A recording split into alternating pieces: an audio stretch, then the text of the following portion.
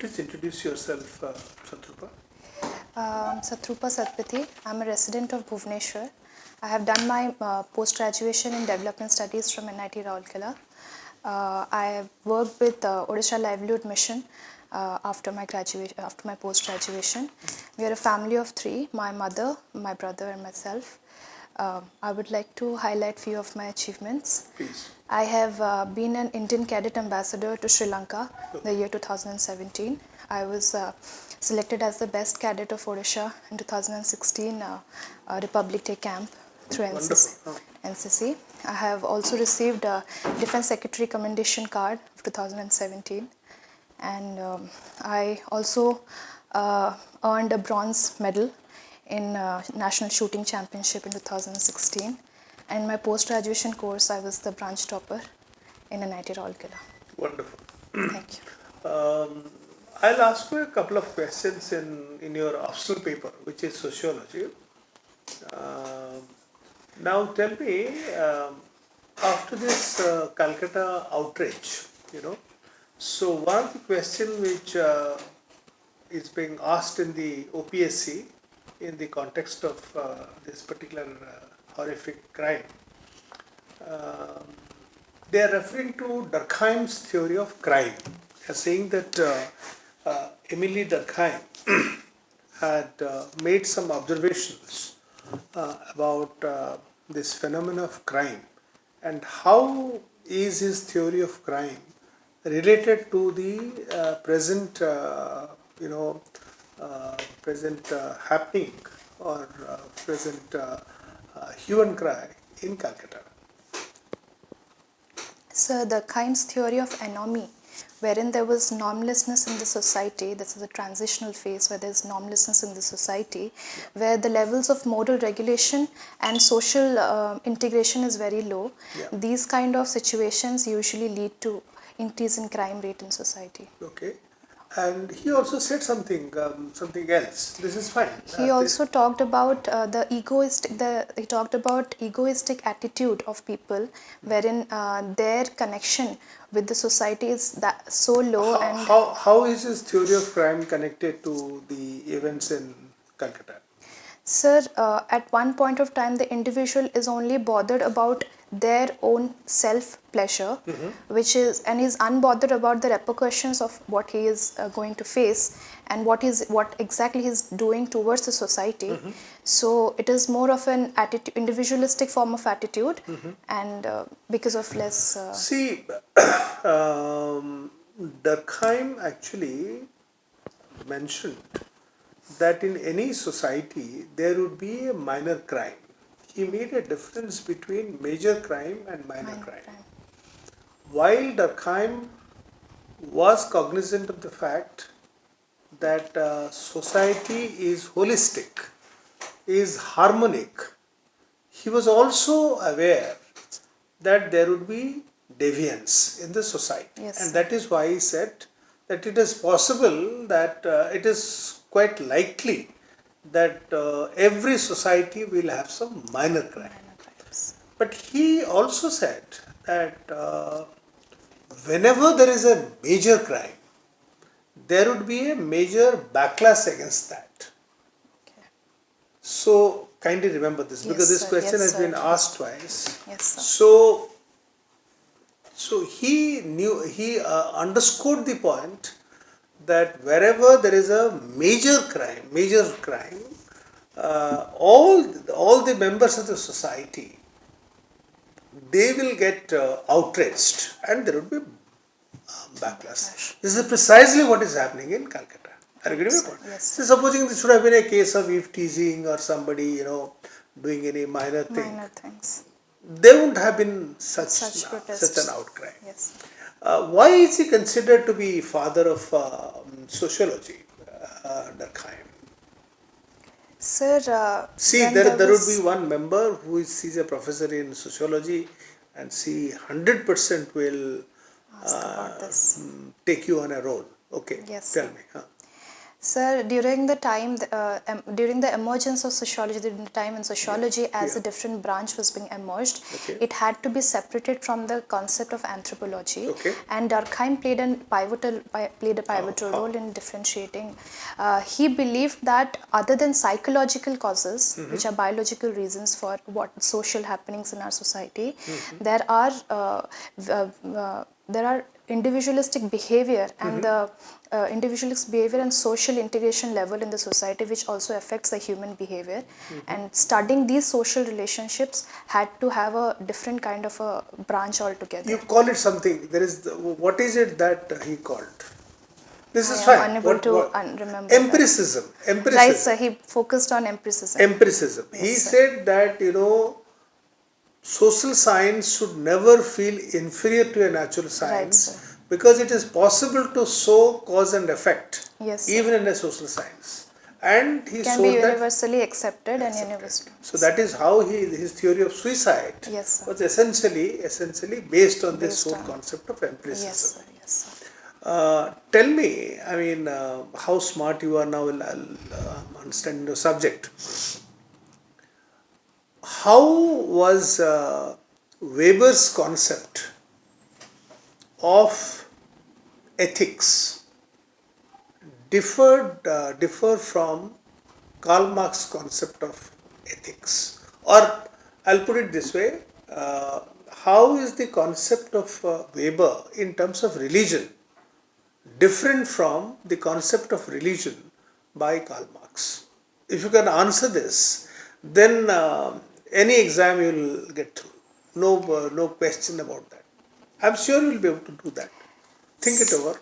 Sir, Karl Marx he quoted a line that religion is opium for the Wonderful. masses. Absolutely wonderful. So- Cracking answer. Okay. So he was absolutely against the system of religion, where he said that Wonderful. Yeah. religion is a source of oppression for the proletariats, and it is only feeding to the needs of Not the... a source of oppression. He said it makes people fatalistic. Yes, sir. It was not a source of oppression. They're ideally conditioned to be You supporting the... become fatalistic. Yes, sir. More bhagyare nahi. Nahi. So that people increasingly become fatalistic. Yes. That nothing can help us. Yes, sir. What about Weber? But sir, Weber saw religion as a source of inspiration to work towards it. Wonderful, Wherever, wonderful. Which is the book? Which is the book? Yes, sir. Which is the book in which he explained this? Sir, Protestant ethics and spirit of capitalism. That's right. Huh? So in that book, he said that the spirit of capitalism tried to inculcate in people the need of hard work. Not spirit of capitalism, spirit of Protestantism. Yes, sir. Spirit of Protestantism. Spirit of Protestantism. Inculcate Calvinist. yes, sir. Inculcate the spirit of capitalism in people. That's right. Because and it also taught them that work is not a sin. It is something that you do which will give you pleasure. Wonderful. So basically he turned Marx upside down. Upside down, right, sir. He turned him upside down. Yes, sir. By showing a clear relationship between religion and Growth of capitalism. So that is how the two differ. Yes, sir. Karl Marx coined this whole concept of dialectical materialism. Yes, sir. What does it mean basically? So dialectic materialism basically means there is a thesis or a source of some kind of idea. Then we develop an antithesis. So mixing In the context of capitalist society, tell me what are the thesis and what is the antithesis? I'm talking of a capitalist society. Sir, in capitalist society, he said that... what is the thesis? What is the thesis in a capitalist society? I am unable to The capitalist. correlate. The Yes. capitalist. And the antithesis would be organized labor. Yes, sir. Organized And labor. what happened from the conflict? And from the conflict, there will be a communist society, which There will be classless society. Classless society, There will be right. society. What would be the difference between a communist society and a socialist society? And Socialist society. How do you differentiate between socialism and communism? Sir, in communism there is a concept of government or the state wherein In not- in socialism, sorry sir. In socialism there's a concept of state and government where the role of equitable distribution of resources is in the hands of the government. What is the principle? What is the principle of socialism? So socialism is a principle wherein the government is From each according to ability to each according to work. okay sir. And what about communism? Communism is basically a classless society wherein there is no concept of private Then what is property. the principle there? From each according to ability and to each according to Needs. Need. Yes, sir, And this needs. state will wither away. And Yes, this sir. state will Wither wither away. away. Right, State sir. will wither away. Yes, sir. Okay. Since you are such a bright student, tell me in which book, for the first time, Karl Marx's entire thesis of communism, classless society. This is a wonderful book Sir, by Das Kapital. No, Das Kapital was his book. Yes, sir. Please listen to my question. There was a great writer. His name was, let me give the name, George Orwell. Okay. He wrote a book which was a scathing indictment of communism. What is the name of the book? If you go to the IAS for interview, this is the kind of questions sir, they they will will. ask. Okay, Yes, sir. you are a bright, very bright student. That's why I am asking you this. Animal Farm, Animal Farm, Animal sir, I Farm, will read and about again in 1984. Again in Right, sir. 1994, he coined the concept of dystopia. In Das Kapital and in Communist Manifesto, he coined the concept of utopia. A society, classless society is a utopia. Dystopia is a society where there will be conflict. This is what he wrote in 1984. Wonderful book. Right, sir. So, Animal Farm. I पर ମୁଁ will କାହିଁ read ତୁମ about କଥା it. କହୁଛି କାହିଁ କହୁଛି Okay, ଯେ ଯେତେବେଳେ ତମେ ଟିକେ ହାୟର ଲେଭେଲ ତମେ ଏଇଟା ପାଇଯିବ ଏଇଟା ତମେ ବହୁତ ବ୍ରାଇଟ୍ ଷ୍ଟୁଡେଣ୍ଟ ପାଇଯିବ କିନ୍ତୁ you should know how you can be challenged Yes, sir. at a higher level. Higher ପଚାରୁଛ level. Again, sir. ବୁଝିଲ ତ କଥା Again, sir. Satpathy, Thank you, sir. worked with government also Yes, as a sir. young professional. Yes, sir. And worked in NRLM and missions. Yes, sir. You must be dealing with poverty. Yes, sir. What is multidimensional study of poverty? MDPI କଥା Yes, sir. So, multidimensional study of poverty includes poverty in all aspects, which is lack of proper education, lack of proper healthcare, lack of proper, along with the basic facilities, basic amenities like food, shelter, along with that, Living standard. living standards. Yes, sir. Proper living standards. The definition is going beyond the personal income. Previously, Yes, sir. only personal income. Personal income was taken in consideration. So tell me, you have written that calligraphy as Yes, sir. you really tried. Yes, sir. calligraphy. I do calligraphy. You must have studied Mughal calligraphy. Arabic. Yes, sir. What is the unique about that? So it is written from, usually our letters are written from left to right. It is written from right to left. That is good. Well, that is the concept of Arabic literature. Yes, sir. But what is unique about Mughal calligraphy? Sir, I do not have any idea. Because sir. you I have will. written that Yes, you sir. should study. Yes, sir. Yes, sir. So, sir, tell me, when this young professional concept was introduced? So it was introduced around 2015 in the Odisha government, wherein people having specialization in subjects were taken according to the needs in the government. Is there any need for professionals in government administration? Yes, sir. Definitely there is a need. Why they are needed? Sir, the people in government, if they are specialized, they will understand the root issue which the government is facing in implementation of the program. They will try to correlate it with the actual situation and the theoretical knowledge that they have gained. Why bureaucrats cannot do that? Yes, sir, definitely they can do that. The need of expertise will give them an upper hand in calculating the issues and finding its solutions. There was an initiative by Government of India for recruiting professionals as lateral entries. Have you Yes, heard sir. about it? Yes, sir. What was that? Sir, people with more than 15 years of experience were being recruited directly to the level of deputy secretary in government of. Who are they? What is their expertise? Sir, they are subject specialists. Domain experts. Yes, sir. Why it was this it was withdrawn? Sir, I do not have There was any. no Reservation. reservation. Reservation. Because there's no reservation there. Yes, sir, yes. It is monarchy. Again, sir, again, sir. Do you think reservation should be continued in recruitment and education? Sir, I think that yes, sir, reservation is very much required because there are still a section of society, section of people in our society who need that upliftment, that push that government is giving them through reservation. But reservation, when it comes to promotions, should be done on the basis of merit and their work skills. Is that the position in the constitution today? Is that the position? Sir? Is that the position Sir, today? now reservation is also being given for promotions. That's right. So, Yes, so you have a different viewpoint on that. yes, sir. So, Okay. I'm asking you an imaginary question. Suppose yes. you are recruited and you are posted at as a BDO or Tahsildar or anything like that. Would you go for fudging your reports to get appreciation? no, sir. Why? Sir, People usually because- do it. So because till date in my entire life and career and everything, I have never felt the need of doing it, and I believe that whatever we are in true selves, we should always You may not portray need it. it, but if you do not fudge the figures, your block or your tehsil won't get fund for the next year. Would you go for it?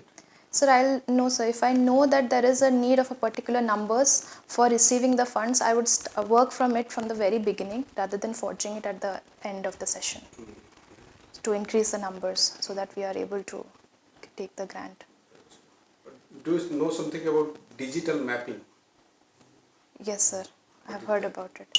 Sir, it is about the land, the ownership of the land. So people, it is being now up. It is being digitized using GPS system under the scheme of Bhulekha. So wherein people, the lands are being digitized and records are maintained digitally, so that the access can be gotten by anybody and everybody at any point of time. My last question is, 3 acts which were promulgated during British time have been changed recently. What are they? Sir, I do not recall it in the moment. Yes, sir, I will. Yes, sir. Let me debate actually. What's a food chain? What's a food chain? So food chain is at different trophic levels. There are different organisms which are dependent on the upper higher trophic levels, and for example primary consumers, they are been taken into, they are the food for secondary consumers, tertiary, and this is how the food chain is run. As it is relevant actually in jungle or say wildlife or in biosphere? Yes, sir. It has relevance because the consumption of one particular the not consumption of one particular species can lead to overpopulation and can disturb the total the ecosystem in general if the population of a particular species is high. So if it is maintained in the food chain, then the overpopulation issue will not be there. So we have introduced this species. Yes, yes, sir. This species. Oh, it is outrage. Indian so-called. Yes, sir. What is the position? No, sir, I'll have to read about it. I am not sure about it. That's position. Divert again actually. So even with a lot of improvements in science, technology, still there are pockets of earth still languishing in terms of hunger actually. And we know that suppose somebody is taking non-veg food and veg food, there is a huge difference actually. Say we have to allocate suppose 8 types of land to feed people with non-veg food preference than veg preference. So what do you think? Should we go for non-veg or rather we will encourage vegan foods so that all people could be fed? Sir, I think vegan food is a good concept wherein all people can be fed, but also there is a certain section of society which needs, in which there is a nutritional need for non-veg food. So I think that both of them should be balanced out equally in the society rather than a preference to a particular. Is it actually balanced or still lopsided? What's that? Are you going for balanced food? Sir, I think there is a balance in the society where there's, because if we calculate the number of people who are taking veg food and the number of people who are taking non-veg food, I think there is a appropriate amount of balance which is being maintained in both, and I think our food, I think there is a balance, sir. No, let me ask you a last question. Sir. Because you are now working as part of Mission Shakti. I was, sir. No, Yes, what sir. I'm saying to say that, so you are part of Mission Shakti. My question is very specific. One is, what in your assessment are the strong and the weak areas in Mission Shakti? That's the first question. Second is that this new Subhadra scheme which the government is going to unveil tomorrow, how do you look at it? Would you look at it as a case of freebie or as a case of women empowerment? And third, how do you compare the Subhadra scheme with Mission Shakti? So first thing is the issues that What are the people issues in Mission face. Shakti? Sir, I think there is a lack of financial awareness, financial Okay. education. Okay. There is a lack of training at the Okay. ground level. There is an attitude of traditional way of doing things. Okay. And there is lack of awareness about everything about Okay. education. Okay. And What the are plus ro- points. what are the roles assigned to the state in this? You know, in a Mission Shakti program, what are the roles expected of the state? So first of all, it is increasing the financial literacy Okay, amongst that the was women, one. Second, increasing the saving, increasing the mindset, putting in people the mindset of okay, saving, sensitizing them. them for Then? saving. Then is providing them with a social security, which will give them a social You're missing out one identification. very important thing. Very important thing. One is nutrition. No, marketing. Marketing, right, sir? Yes, sir. Marketing. So there, the Marketing products of their that products they're, become yes, sir. is a huge challenge. Huge challenge. But So so how to sensitize them to do the right kind of product? yes, sir. How to train them and how to market them. So we did a study between Odisha and Tamil Nadu. Okay. We found that similar kind of schemes are there in Tamil Nadu. It is far better because the support that the government is giving to these women in terms of marketing their products is far better. Now come down to Subhadra scheme. So Subhadra scheme is wherein women will get 5,000, 10,000 rupees in 2 installments for the next for the span of next 5 years. Yeah. So that it will increase their financial security. First of all, it will give them the amount which they can. Will it help them to become entrepreneurs? Because Sir, if you want them to really be empowered, okay?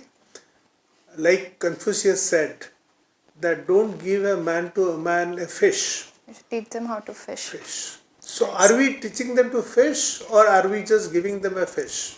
Sir, I think along with the Subhadra scheme, there is along with the implementation of the scheme, there is a requirement of people, community cadre, to go in and educate women about how to utilize the money rather than But using will it for the that money be personal. enough? See, for entrepreneurship, can you start a business with 5,000 rupees? So they are not focusing on starting huge businesses. We can No, always therefore start there with, is a legitimate criticism that yes, it is sir. a freebie. It's a freebie, right? It sir. is a freebie. You are basically there is a political element to that, and it is a freebie. Right, sir. So it is not really empowering the women in the women. right sense. Right, sir. So thank you. Thank you, You are an outstanding candidate. Thank Okay, you, sir. you should make it without any difficulty. I'll be surprised if you don't come in the first 10. Okay, Unless Thank you, sir. all the best. Silly All the mistakes. best. Thank you, sir. Thank you so much. Thank you. Yeah. Okay.